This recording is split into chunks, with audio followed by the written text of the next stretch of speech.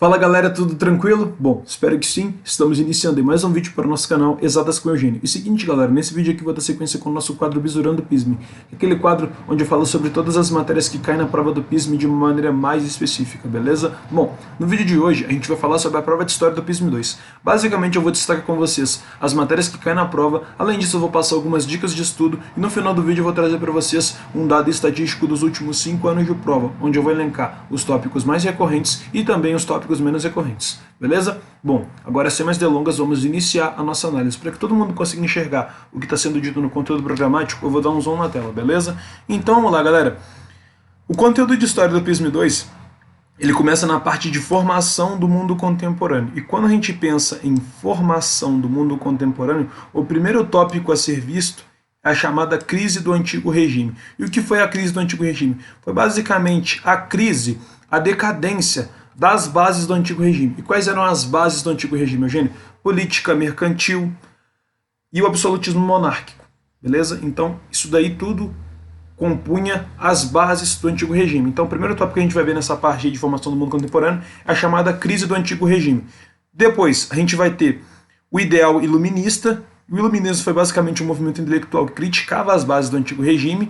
Aí depois que a gente estuda bem essa parte de iluminismo, a gente vai ter que estudar a parte de independência dos Estados Unidos. E a independência dos Estados Unidos, de certa forma, é influenciada por essa questão iluminista.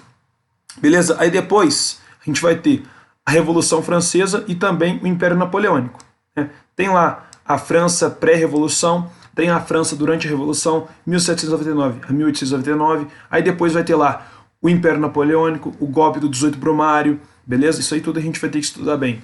Também temos que ver a parte de Revolução Industrial, primeira e segunda revolução, né? Primeira aconteceu na Inglaterra e depois alguns países também já entraram nesse bolo aí da camada industrial, beleza? Independência das colônias espanholas, aí no caso, independência da América Espanhola no geral. Lá no PISM 1 vocês estudaram a parte de América Espanhola, ou seja, a parte da América que foi colonizada pelos espanhóis. Aqui no PISM 2 vocês vão ter que estudar a independência desses países que foram colonizados aí pela Espanha, né? Essas colônias espanholas viraram vários países, né? A América Espanhola deu origem a vários países, beleza? Então a gente vai ter que estudar bem a independência do Uruguai, a independência do Paraguai, enfim, beleza? Além disso, a gente tem que estudar também a parte de independência do Brasil. A independência do Brasil não cai no PISM 1, cai no PISM 2. Tá? No PISM 1 você tem que entender só o básico mesmo de sociedade colonial, a questão das capitaneias hereditárias e tal, mas a parte de independência do Brasil em si só cai no PISM 2, beleza? Bom, é até destacado aqui, né, a era das revoluções. Tem Revolução Francesa, Revolução Industrial, beleza? Vamos lá. Então, basicamente é isso que a gente tem que saber, tá nessa primeira parte. Tranquilo? Então, aqui está especificando um pouco melhor, mas é basicamente isso. Você tem que entender bem a parte de crise do antigo regime, depois a parte de iluminismo, depois a independência dos Estados Unidos, depois Revolução Francesa e Império Napoleônico. Destaque importante, a gente tem que entender bem os conflitos durante o Império Napoleônico. Por exemplo, a Batalha de Trafalgar.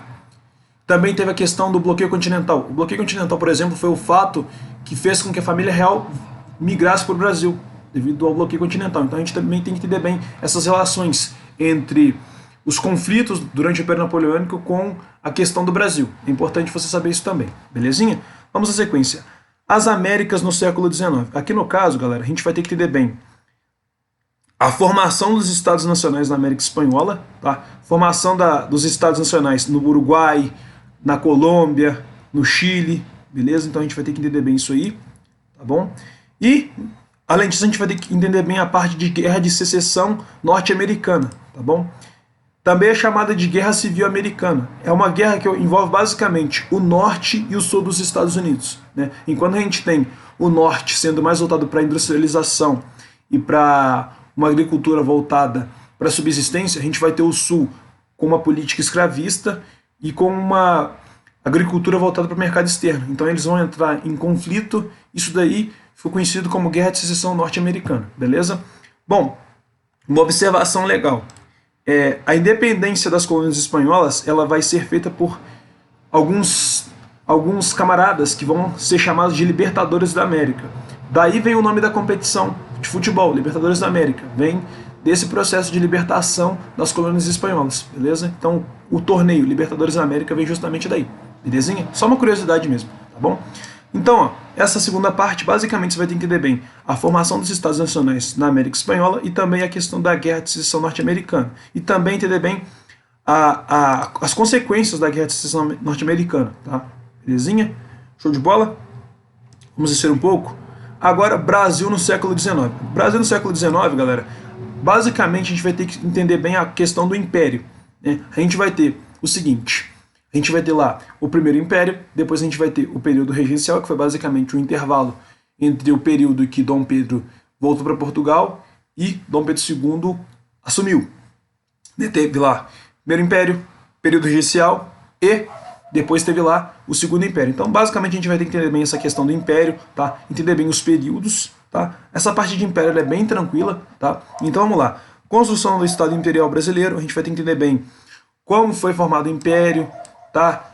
A questão da independência, ela está relacionada diretamente com essa questão do império, tá? Por isso que a gente tem que estudar tudo, para vocês verem, tá tudo bem interligado, né? Essa questão de independência dos Estados Unidos, por exemplo, ela está interligada com essa questão de guerra de secessão norte-americana. Beleza? E essa questão da independência do Brasil, ela está relacionada diretamente com a questão da construção do Estado Imperial Brasileiro. E essa questão aqui da independência das colônias espanholas está ligada diretamente com a formação dos Estados Nacionais na América Espanhola, beleza? Então, como a gente consegue notar, as matérias do PISM 2, assim como as matérias do PISM 1, são bem interligadas, beleza? Os tópicos, eles têm relações entre si, belezinha? Então, vamos lá. Questão da sociedade e cultura do Brasil no século XIX, a questão da economia cafeeira, né? A gente vai notar que o café foi um dos principais motores da economia naquele contexto, né? Além disso, a gente vai ter também a questão do trabalho escravo, né? A gente vai ter lá a abolição da escravatura e tal, então a gente tem que entender bem esses processos, as leis abolicionistas, entender bem a imigração, né, dos europeus para cá, né, para trabalhar nas lavouras e também trabalhar nas plantações de café, belezinha? E crise do império, instalação do regime republicano. Galera, um biso importante.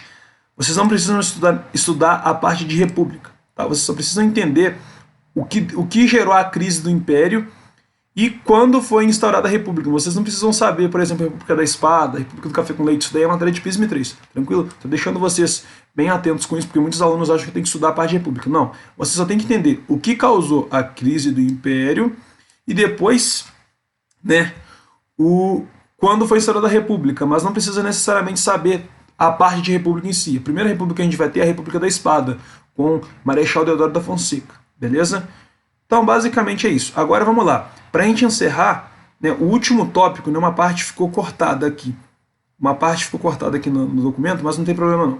Tá? Europa no século XIX. Além da gente ter que estudar a América no século XIX, né, tanto a América Espanhola quanto a América do Norte, a gente também tem que estudar o Brasil no século XIX e também a Europa no século XIX. Então, como a gente consegue ver, o século XIX ele é bem explorado aqui no PISM 2. Tá? Tanto na parte de Brasil, quanto na parte de Europa, quanto na parte de América Espanhola e América do Norte. Beleza? Europa no século XIX. A gente vai ter que entender bem os processos de unificação italiana e alemã. Tá? Isso aqui é importante a gente entender bem. Tá?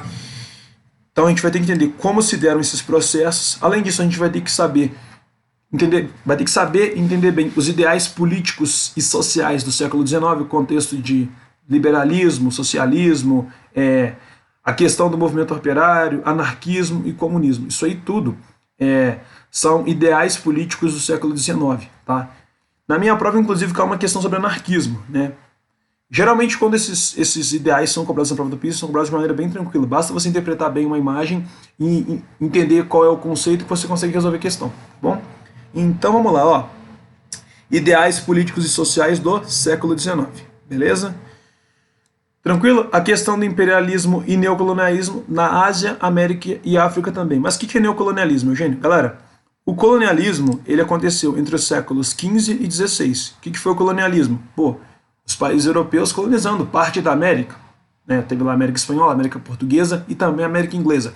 Isso foi colonialismo. O colonialismo, deixa eu até dar uma grifada para vocês aqui. O colonialismo,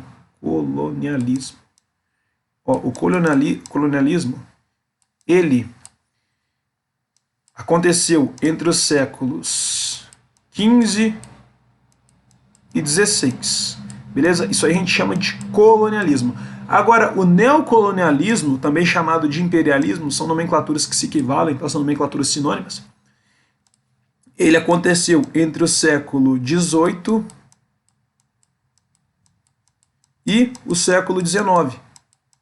Beleza? Então a gente tem que entender bem a diferença. O colonialismo ele aconteceu lá naquele contexto de grandes navegações, desenvolvimento das novas técnicas de navegação, renascimento comercial, renascimento cultural, perdão. Agora, o neocolonialismo, o imperialismo, ele aconteceu nesse contexto aí de século XIX, tá bom? Então a gente tem que diferenciar bem, não é uma mesma coisa, tá? Colonialismo, século XV ao século XVI, neocolonialismo, século XVIII, século XIX. Tranquilo? Basicamente a gente vai ter que entender a dominação dos países europeus na Ásia, na África e na América. Vão ter vários entraves, vão ter vários conflitos e tal. Também tem uma questão voltada para a questão da indústria, tá? Nessa parte de unificação, por exemplo, a Alemanha, após a unificação, ela já começa a investir numa questão da indústria, tá? Então tem até uma relação com a Revolução Industrial, beleza? Galera, essa é basicamente a teoria que está envolvida aí no conteúdo de História do PISM 2, beleza? Agora, o que eu vou fazer? Vou passar algumas dicas de estudo para vocês. Galera, deixa eu voltar para o tamanho normal. Vamos lá. Galera, a minha maior dica para vocês é a seguinte. Estudar esses conteúdos da ordem corretinha. Eu já até dei essa dica no primeiro vídeo lá para o pessoal do PISM 1. E é uma dica que muitas pessoas ignoram. Às vezes você quer... não quero começar a estudar por revoluções e por independência, não. Eu quero começar por... Brasil no século XIX. Cara... Você pode até conseguir estudar, mas você vai ter alguma certa dificuldade, porque as questões do PISM, elas gostam muito de relacionar todos os assuntos da prova. Então pode acontecer de uma questão, por exemplo, de Brasil Império, relacionar o Brasil Império com a questão da América Espanhola, com a questão dos ideais iluministas. Aí se você não estudou bem a parte de iluminista, você vai ficar um pouco confuso. Então a minha dica para vocês é estudarem tudo na ordem. Então, a ordem que está sendo dada aqui no edital é a ordem que tem que ser estudada. Primeiro, entenda bem essa primeira parte aqui, essa parte de Era das Revoluções, parte de Iluminismo, de Independência dos Estados Unidos, Revolução Francesa, Império Napoleônico, Revolução Industrial, Independência das Colônias Espanholas, Independência do Brasil. Aqui você vai formar uma boa base. Aí aqui você já vai continuar. Para você entender bem a parte de Guerra de Secessão, necessariamente você vai ter que entender bem a parte de independência dos Estados Unidos. Beleza? Não tem como você estudar Guerra de Secessão sem estudar a independência dos Estados Unidos, beleza? Tá vendo? Tem toda uma ordem justamente por isso. Não tem como você estudar a formação dos Estados Nacionais na América Espanhola sem estudar independência das colônias espanholas, tá? Essa ordem aqui, ela deve ser seguida, tranquilo? Beleza. Brasil no século XIX, para você entender bem, a construção do império, formação do primeiro império, período regencial, segundo império, economia cafeeiro, caramba, você vai ter que entender bem, primeiramente, a questão da independência, né? Independência lá, 1822, você vai ter que entender bem isso. Tranquilo? Beleza? Agora vamos lá. Europa no século XIX. Europa no século XIX. Para você entender bem essa parte de Europa no século XIX, você vai ter que entender bem também essa questão dos ideais iluministas, essa questão da dominação e tal, porque isso aí pode ser relacionado conforme eu já falei. Outra dica, e na minha opinião a mais importante, fazer vários exercícios, galera. Essa parte de história, por mais que seja uma parte mais... voltada para a parte de humanas, não tem cálculo nem nada do tipo, eu acho que vocês têm que praticar muitos exercícios. Eu acho que isso aí é válido para toda e qualquer matéria. Se você quer fixar bem uma matéria, pratique, faça muitos exercícios. Eu, por exemplo, eu tinha muita dificuldade quando eu estava iniciando meu estudo em História, lá no PISM 1000. O que eu fiz para melhorar? Eu comecei a fazer vários exercícios. Tá? Eu, por exemplo, estudava uma teoria de História, já pegava alguns exercícios para eu fixar, aí depois eu ia lá e pegava questões do PISM. Eu ia lá, procurava questões do PISM e fazia. Beleza? É algo que você tem que se habituar a fazer, tá? Porque quanto mais questões você fizer, mais você vai fixar aquele conteúdo, beleza? Então, uma dica muito bacana, eu vejo que muitas pessoas acham que história é ficar lendo e decorando. Não, galera, para você entender bem parte de história, você tem que estudar a teoria bem, revisar, fazer boas revisões e também fazer vários exercícios. Fazendo vários exercícios, você vai fixar tudo que você estudou. E o bizu é também fazer questões do PISM, conforme eu já falei, porque assim você vai ver como a prova do PISM cobra essas questões, beleza? Galera, agora vamos para a parte que vocês provavelmente vieram, né? A parte que vocês mais estavam aguardando, a parte da estatística. Muitos alunos aí estão com essa dúvida, né? Visto que a prova está chegando, aí vocês querem já ter uma noção no que focar, no que tem que dar mais prioridade, beleza? Então, vamos lá, galera. Eu peguei 5 provas, tá? Peguei as últimas 5 provas e deu um total de 25 questões, visto que cada prova objetiva tem 5 questões, 5 vezes 5, 25. Aí você pode estar se perguntando, mas Eugênio, você não pegou questões discursivas não? Galera, as questões discursivas, elas geralmente englobam todos os assuntos da prova, tá? Então eles conseguem relacionar, por exemplo, a independência dos Estados Unidos com a independência do Brasil, conseguem relacionar, por exemplo, a questão da monarquia brasileira com a questão da independência do Brasil, a questão da independência dos Estados Unidos com a Guerra de Secessão, a questão da unificação alemã com a Revolução Industrial, com a segunda Revolução Industrial no caso. Então, a gente tem que entender bem isso. As provas discursivas, elas geralmente cobram todos os assuntos. Então, eu me dei o trabalho de analisar somente as objetivas, porque as objetivas, elas, de certa forma, destoam um pouco a quantidade de questões, beleza? Então, vamos lá, galera. Eu coloquei aqui para vocês, dividido por assunto, tá?